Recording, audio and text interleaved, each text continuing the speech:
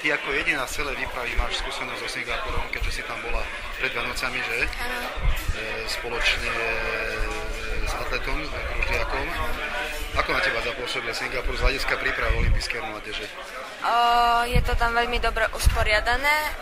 Hlavne je, že ľudia tam žijú s tým pocitom, že sa tam niečo deje a všetci vlastne sú radi a priateľskí.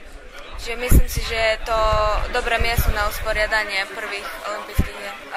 Teším sa na tie workshopy, čo tam budeme mať a rôzne aktivity, kde vlastne nájdem priateľov.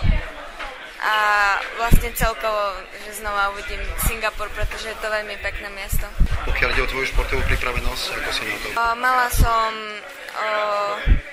Mala som vlastne vyklbený lakeť. Ako dávno?